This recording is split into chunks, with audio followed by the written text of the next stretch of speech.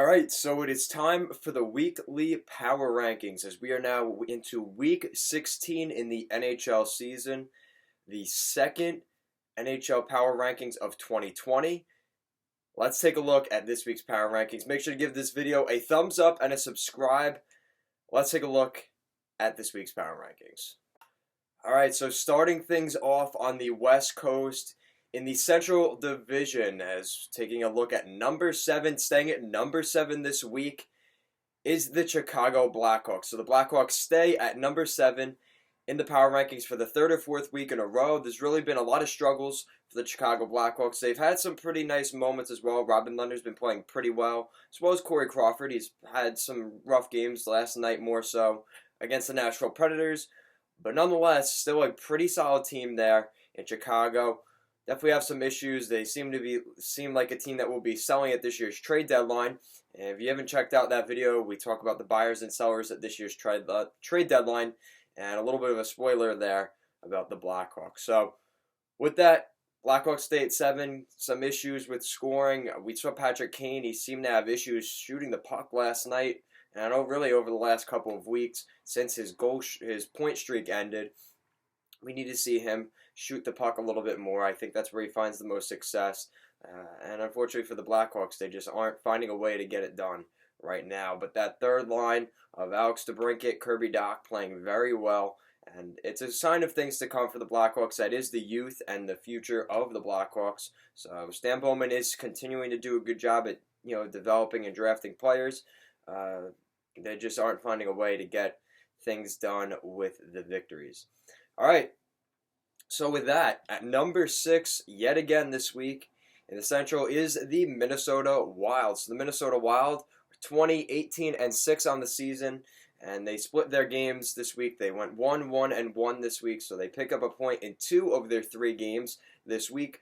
The Minnesota Wild, they're definitely struggling a little bit, more so recently. The goaltending's been, it's been very inconsistent, and that's been a theme for the Minnesota Wild this year. Definitely some promising spots, though, with this team as well. Kevin Fiala has been pretty solid for the Minnesota Wild, and the team's playing fairly well, considering some definitely tough scenarios in terms of there's a much older team than we are used to, and they seem a little bit cap restrained at points. But this team is continuing. You have some good players in the system that have been continuing to come up here and there. It's definitely a bright future for the Minnesota Wild moving forward. All right, so at number 5 in this week's power rankings in the Central is the Nashville Predators. So the Predators are 20-16-7 on the season. They picked up a big victory last night against the Chicago Blackhawks. That was one of their 2 wins in the past week for the Nashville Predators. They've definitely had their moments where the Predators have looked very solid, but also looked very poor in other games. And we're seeing the issue with the goaltending a little bit here and there. Big congrats, though, to last night, to Pekka Rinne scoring his first NHL goal on an empty netter. What a beauty there by Pekka Rinne. And the Nashville Predators find a way to get a victory there. Very nice to see that for the Predators. Not enough to move up in this week's power rankings because some of the other teams ahead of them are really playing fairly well. But nonetheless, they could very easily move up in the next week or two if things work correctly for the Preds. All right, so at number 4 in the Central Division this week is the Winnipeg Jets. So the Jets are 24-17-4 on the season. They won 2 of their 4 games this week. They pick up points in 3 of those 4 games, losing 1 in overtime. The Winnipeg Jets are actually playing pretty well. They've definitely had some issues over the last little while. They seem to be going down a little bit heading into the new year, but here in the second week of 2020, they are playing fairly well. The goaltending has been pretty solid, and considering the lack of depth at certain points on the defense, they're finding ways to score goals. The depth up front is playing very well in that bottom 6. They're playing really nice. They're finding ways to get things done, and they find themselves right in the middle of the pack in a pretty congested Central Division. So not too bad for the Winnipeg Jets.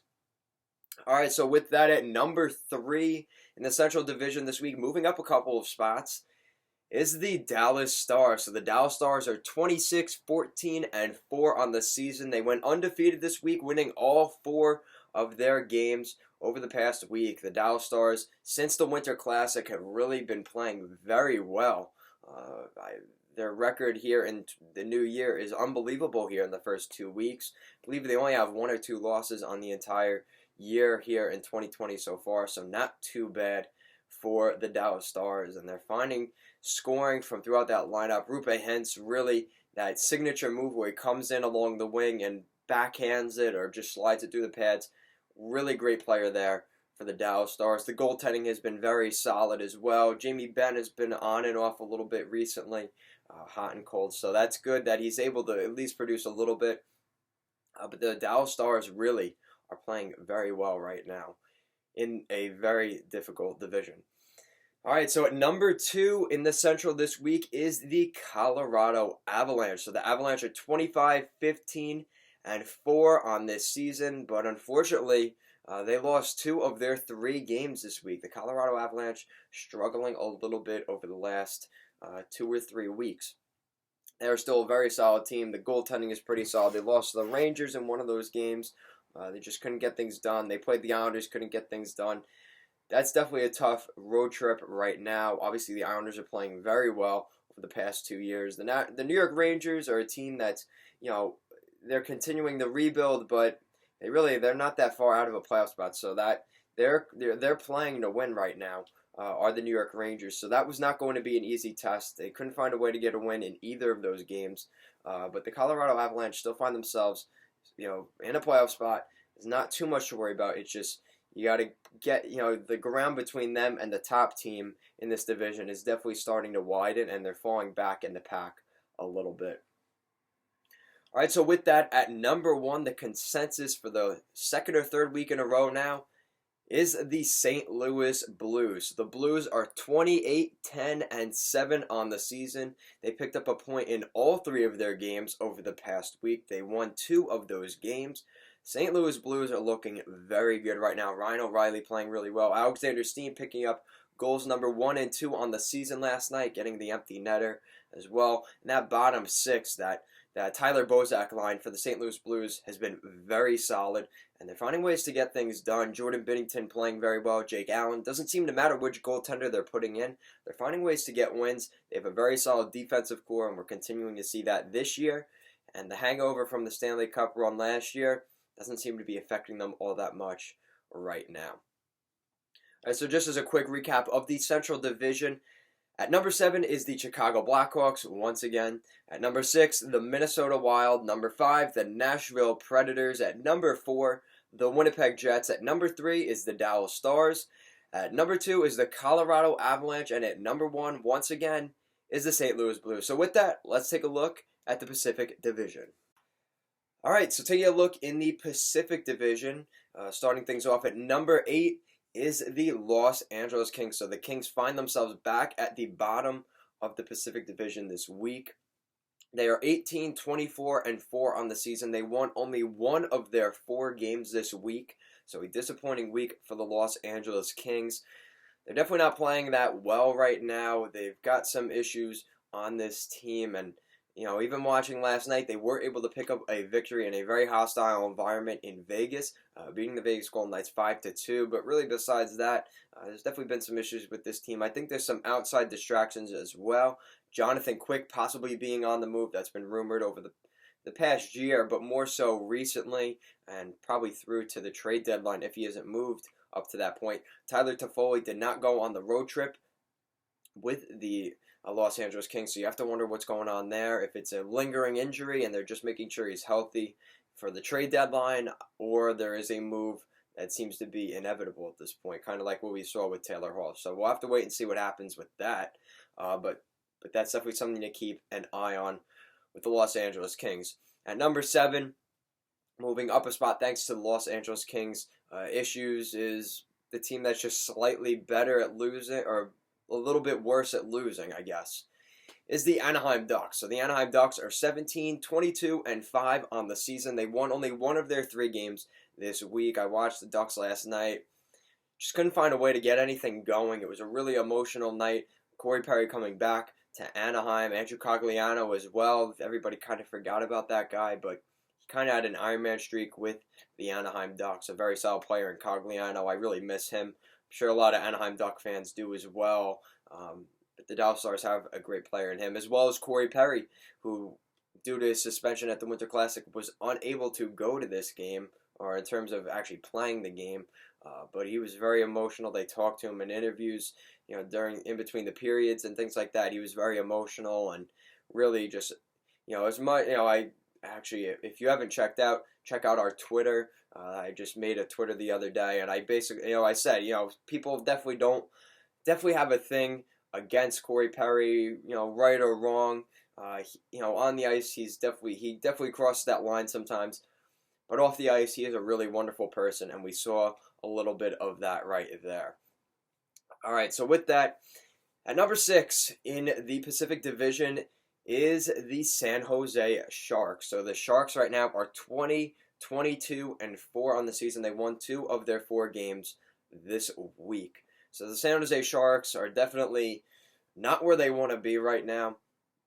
Bob Boughner has done a fairly good job at coaching this team, but they just aren't finding a way to get enough victories. They're losing more than they're winning. The goaltending's definitely been an issue, and that was back when Pete DeBoer was there with the San Jose Sharks. That's definitely something that has to get addressed. They need to make a change, and I don't know what GM Doug Wilson's going to do, but he needs to do something for these guys. He needs to give them a spark. Again, it's not like the Detroit situation, but I kind of want to see a move where you see a guy maybe somewhere that's not playing in the lineup, and maybe you could, give him more minutes and more of an opportunity, and maybe see if you could trade for a guy like that. I think that's something that we could definitely see the San Jose Sharks doing before the deadline or at the trade deadline. So the San Jose Sharks definitely are going to have to figure that out, and they need a new goaltender. I don't know where you get that from, but you need to get a goaltender. I wonder if they are going to be in on the New York Rangers. Alex Georgiev. I was even Tristan Jarry of Pittsburgh, but I don't think he's going to be available at this point. I think the Penguins are running with Jarry. If anything, you could possibly pick up the guy that won a Stanley Cup against you, and Matt Murray. We could possibly see that for the Sharks. All right, so at number 5 in the Pacific this week is the Calgary Flames. So the Calgary Flames are 24, 17, and 5 on the season. They went undefeated last week, winning all 3 of their games. So the Calgary Flames actually looking pretty solid right now. They got a win last night. Pretty solid victory over the Minnesota Wild. Finding ways to pick up victories, and that's a crucial victory. You talk about teams, in that weird wild card position, jockeying for a playoff spot. And it's weird to be talking about that in, early to mid-January. But this is where it starts. From here till the trade deadline, to the push for the playoffs. This is it. And every point matters. They find a way to pick up 2 against the Minnesota Wild, who are kind of on a bubble right now. And if they can find a way to push them over the edge to maybe, become sellers, that could be one less contender they have to deal with at the end of the year. So this could end up being a pretty big win for the Calgary Flames. That was definitely a great game. We saw the linesman actually fall, making the call while he was on the ice down, so that was kind of funny. But yeah, nonetheless, the Calgary Flames, goaltending Cam Talbot playing pretty well. They've won 3 or 4 in a row, and they're playing fairly well right now. So nice to see that from the Calgary Flames. All right, so this might be a little bit contested, but hear me out on this one. So at number 4 in this week's Power Rankings in the Pacific is the Vancouver Canucks. So the Canucks are 23, 17, and 4 on the season. They went 2-1 this week. So you could argue that the Calgary Flames have more points. They have 3 more points than the Vancouver Canucks. And they have more wins. They did better this past week. They went undefeated. The Canucks did not.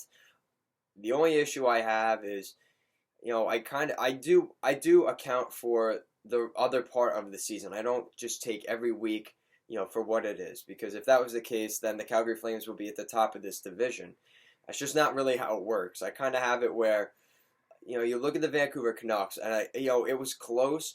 But if you look at the success overall of these two teams, I put Vancouver ahead. I like the goaltending a little bit more there in Vancouver. The depth is a little bit better in Vancouver. I know some people would say Vancouver's depth isn't that great. I think some of those guys really can play there for the Vancouver Canucks. Gaudette, really a good example of that in the bottom 6 for the Canucks. They have some guys, and I'm not saying that Calgary doesn't, but I just like what Vancouver's done. They've been a little bit more stable in terms of where they are than the Calgary Flames.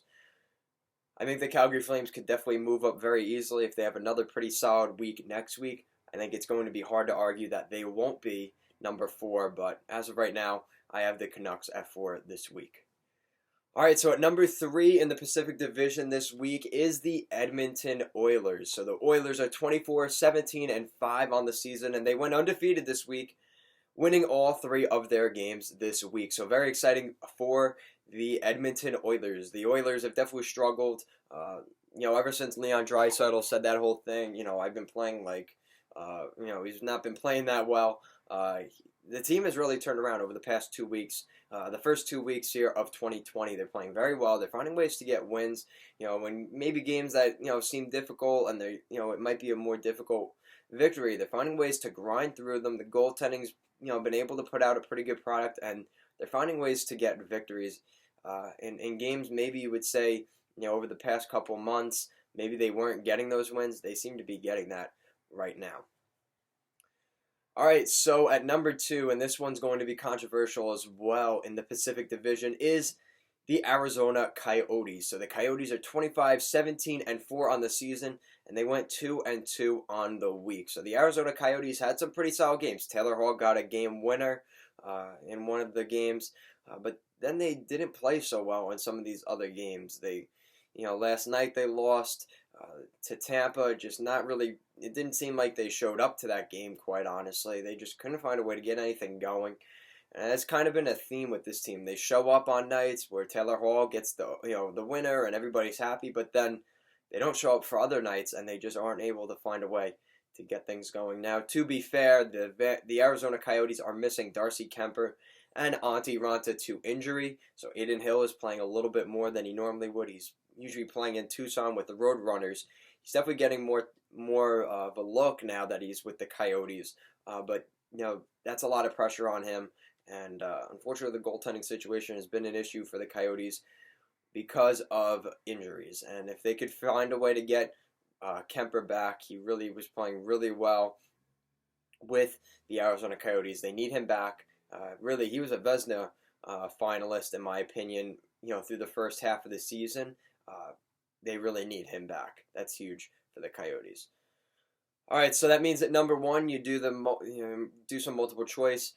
The last team in the Pacific Division, first in this week's Power Rankings in the Pacific, is the Vegas Golden Knights. The Vegas Golden Knights are 24-17-6 on the season. They are 1 game above 500. They went 1-1-1 on the week. So the Vegas Golden Knights, last night I was listening to the commentators, and it was really frustrating watching the Vegas Golden Knights, specifically last night, but over the past couple of weeks. They put together some really solid games, but then they really struggle in some of these other games. They give up 4 goals in the first period to the Los Angeles Kings, and they were saying, even Derek Englund said, it's hard to play in these games where you don't show up for the game. You get off the bus at the end of the first period. Well, the first period already happened, and they're down 3-4 goals at the end of these, in the first intermission for a lot of these games. It's hard to come back in this league.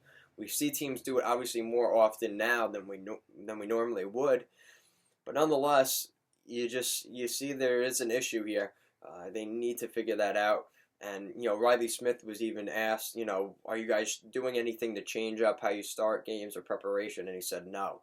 So I don't know what that means, but Vegas definitely has to figure that out heading into this second half of the season. Because not that I think this division is all that difficult to make the playoffs, but there are some teams in there that you definitely have to consider could be, if they get on a hot run, the goaltender is really hot, they're playing really well all of a sudden, Vegas kind of wants to have that cushion if they need to, because I like Calgary, I like Vancouver, and then you got Edmonton and Arizona who are in playoff spots.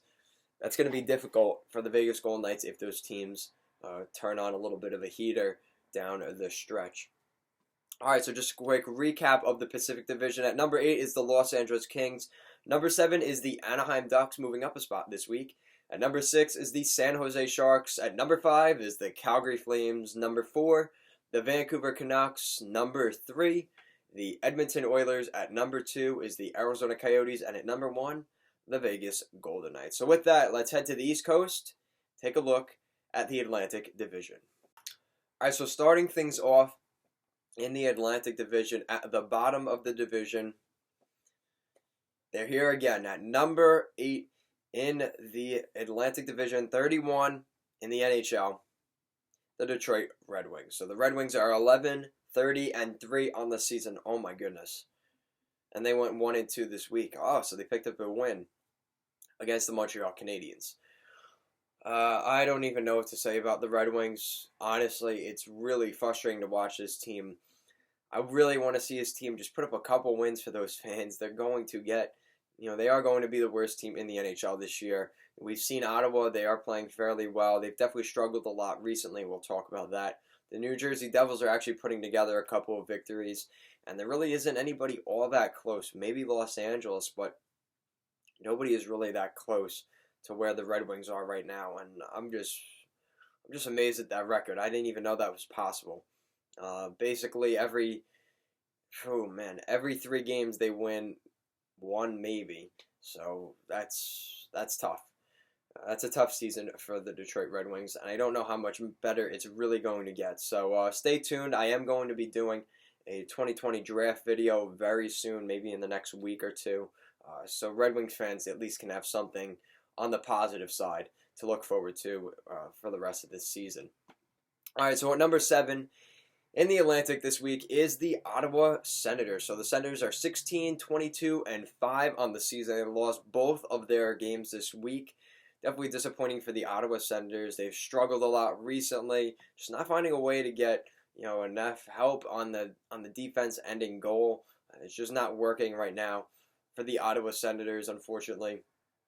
But again, there's definitely some positives to this team as well. Jean-Gabriel Pageau playing very well for the Senators. Anthony Duclair playing extremely well. Thomas Chabot, Eric Brandstrom in his time that he's been up here. So the Ottawa Senators definitely have some things to be looking forward to and positives.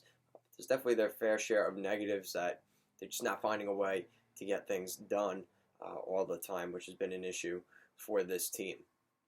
All right, so at number 6 in the Atlantic this week, I don't know what to say anymore. And they're taking a lot of heat right now at number 6, the Buffalo Sabres. So the Buffalo Sabres are 19, 18, and 7 on the season. They won 1 of their 3 games in the past week. Unfortunately, they are just not getting it done enough. They played the St. Louis Blues last night. They just didn't seem to have enough fight at the end of the game. And unfortunately, it costed them. They lost that one in St. Louis. But that's been a theme for the Buffalo Sabres over the past 2 months now. They just are not able to play well enough through the whole season. This would be really disappointing if another good season, an MVP year for Jack Eichel goes to waste in Buffalo. That would be really disappointing. A fan base that just really is craving playoffs and just the opportunity to have success. It's just not happening, and it's once again doing this to them. Once again, really frustrating for the Buffalo Sabres. All right, so on kind of continuing the theme of disappointments, at number 5 in the Atlantic Division this week is the Montreal Canadiens. So the Canadiens are 18, 18, and 6 on the season. They won 1 of their 4 games over the past week. They did pick up a point in another game where they lost past the 60 minutes in the NHL game. So they did pick up 3 points out of 6, but that's just not enough for the Montreal Canadiens. They're not playing well enough. They're just not finding a way to get wins. And unfortunately, a lot of that is due to Carey Price just not being himself. He's really struggling in goal. He's got one of the worst save percentages in the league. He's actually not even in the top 31, and that's for starting goaltenders in the NHL. So that means backups are ahead of Carey Price right now. He is just not getting it done. And that's really disappointing for the Montreal Canadiens. The good news is they do have Caden Primo, who is very solid. He seems to be the next guy coming into Montreal. But talking about the next guy in Montreal, you just signed Carey Price to that mega deal. Yeah, that's not going to age well. All right, so at number 4 in the Atlantic for this week is the Florida Panthers. So the Panthers are 23, 16, and 5 on the season. They split their 4 games this week, winning 2 and losing 2. The Florida Panthers have definitely gone on the up over the past couple of weeks, and maybe not because they've been so good. Fortunately, the Montreal Canadiens, the Buffalo Sabres just have not been that great. They have been able to move up past those teams, but they've been in and out of a playoff spot consistently, which I think is a good thing. That gives them an opportunity. They really didn't start off the season so great. So the fact they've climbed their way back into a the possibility of making the playoffs. Sergei Bobrovsky's been playing a little bit better recently, which definitely is huge for this team. Finding ways to score goals, and they find themselves right back in the mix for the playoffs. All right, so at number 3 in this week's Power Rankings for the Atlantic Division is the Toronto Maple Leafs. So the Maple Leafs are 24-15-6. They went 1-1-1 on the week. So the Toronto Maple Leafs find themselves 3 games above 500. They've been playing very well under Sheldon Keefe. This thing is completely turned around for the Maple Leafs, and they just needed a new voice in there, and we are seeing that. Are they the next St. Louis Blues? Maybe, maybe not. We'll have to wait and see, but the goaltending, Freddie Andersen, has been very solid. The only issue is that goal. They give up a lot of goals, and as good as Freddie Andersen is, he's been giving up more goals than he would like. He actually had a team-only meeting with the guys, just probably talking about, listen, you got to help me out a little bit. You can't let me give up 5 or 6 goals every game. I do have a contract that I do have to get signed, and if I have these low stats, I'm going to have a hard time getting the money that I rightfully deserve. And again, that may sound selfish, but in the grander scheme of things, in reality, that's kind of how it goes. And I think anybody, including myself, would be having that meeting with my team about the goals against in Toronto. All right, so with that, at number 2 in the Atlantic this week is the Tampa Bay Lightning. So the Lightning are 26-13-4 on the season. They went undefeated this week, winning all 4 of their games. Tampa Bay Lightning are playing very well right now. The goaltending has been solid. The defense has been good. They're scoring goals. They beat the Arizona Coyotes last night. They played very well in that one. They're just finding a way to get wins. Sorry about that. The alarm started going off next door. I live next to a firehouse. Anyway, all right, so with that, Tampa does look pretty solid. Vasilevsky playing very well.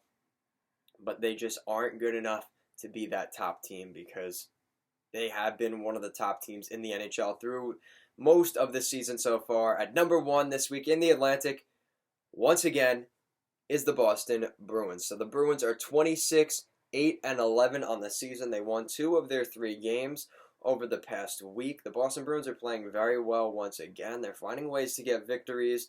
I didn't watch the Bruins too much this week, but they have been playing very well. The goaltending's been solid. They found a way to get goals from that top group, as well as some of the depth guys that they have on that roster. They're finding a way to get things done.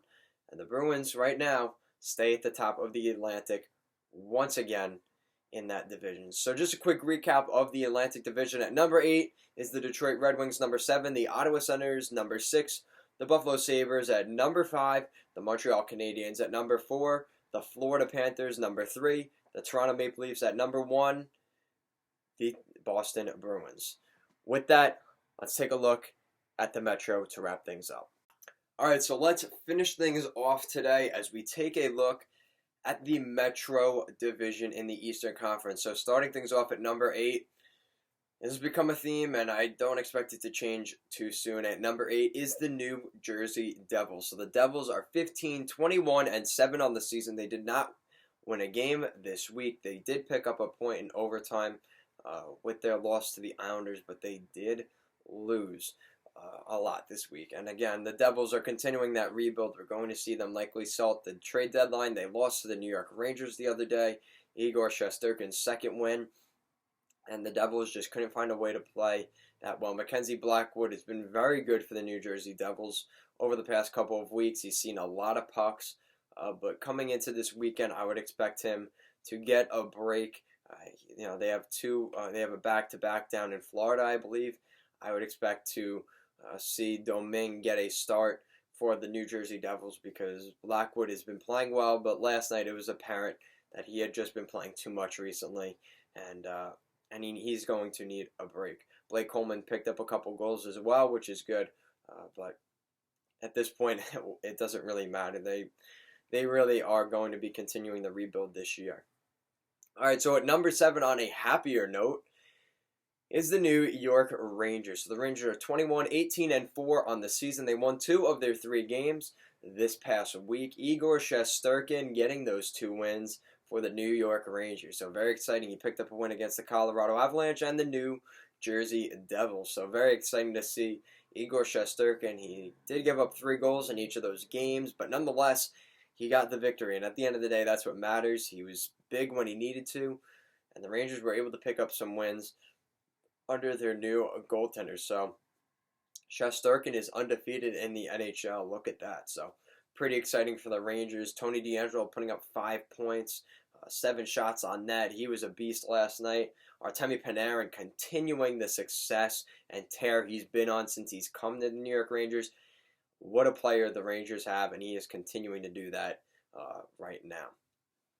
All right, so at number 6 in the Metro this week is the Columbus Blue Jackets. So the Blue Jackets are 21-16-8 on the season. They went 2-2 this week, so they split their 4 games.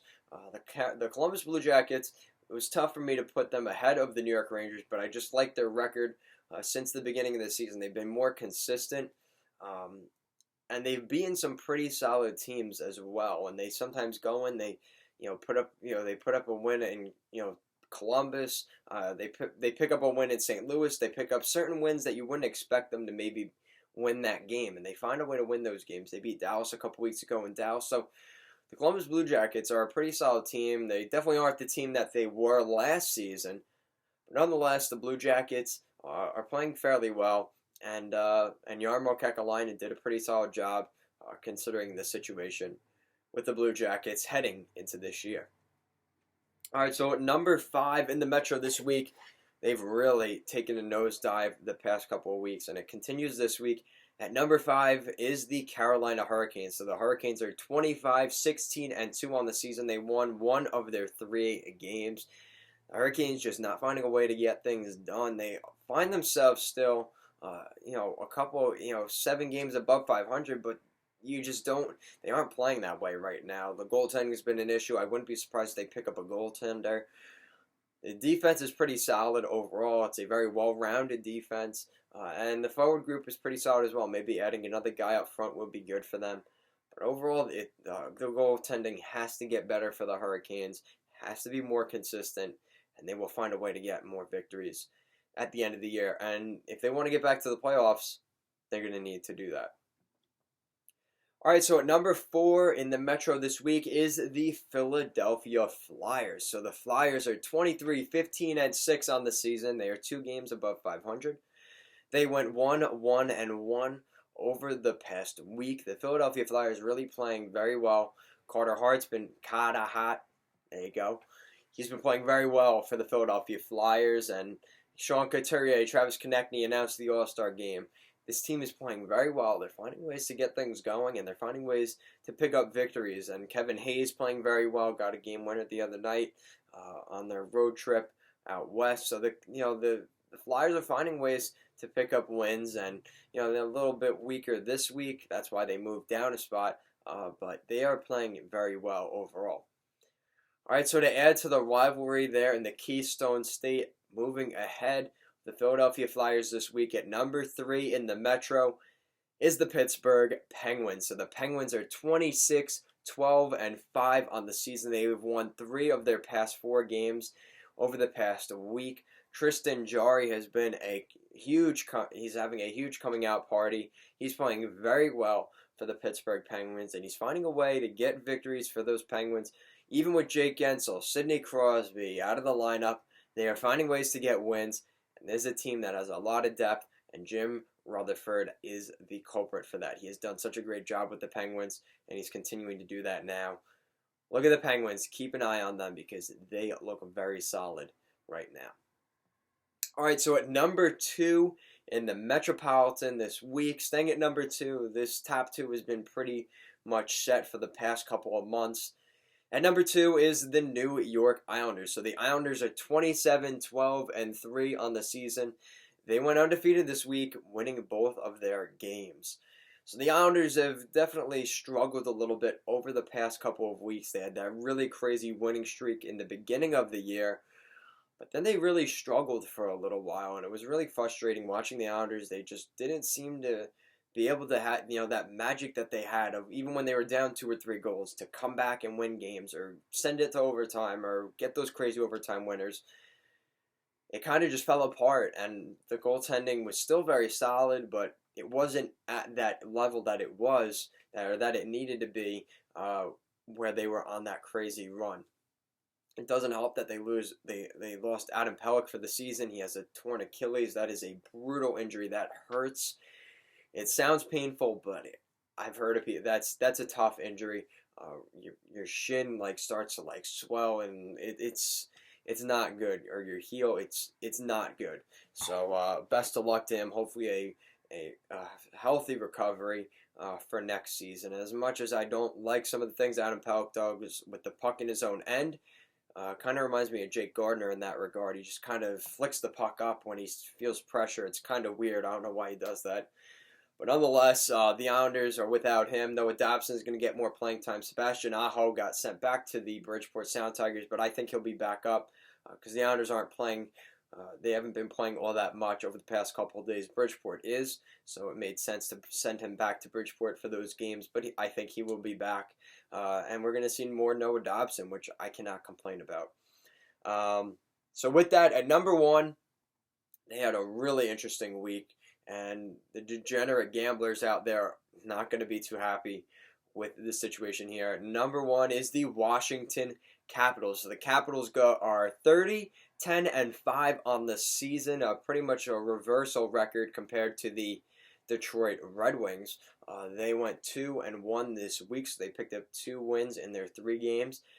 And that San Jose game, let me tell you, this Washington Capitals team is for real. You throw any goaltender in there, Samsonov, Hopi, you make your pick. Either one can play and score and make the saves and get the victories for the team. You need a guy that can score? Oh yeah. TJ Oshie, Tom Wilson, Alexander Ovechkin, Jacob Verana. You pick any of those poisons. Evgeny Kuznetsov. Pick any of those guys, they're going to get the job done. John Carlson on the back end. Really solid defenseman for the Washington Capitals, continuing that.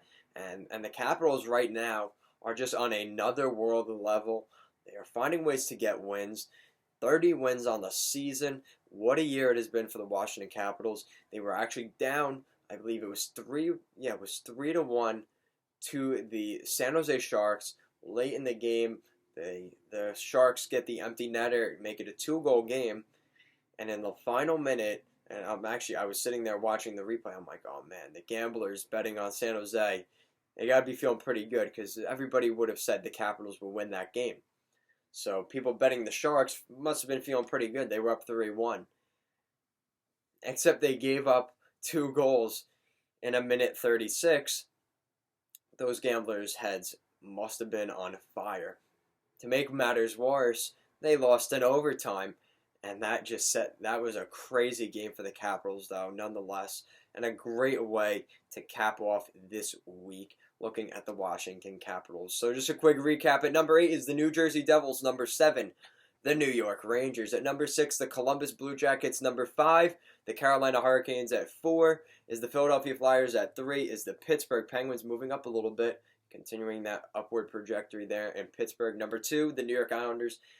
And staying at the top of Capitol Hill at number 1 is the Washington Capitals. So with that, that is the end of our Week 16 NHL Power Rankings. So thank you for watching this video.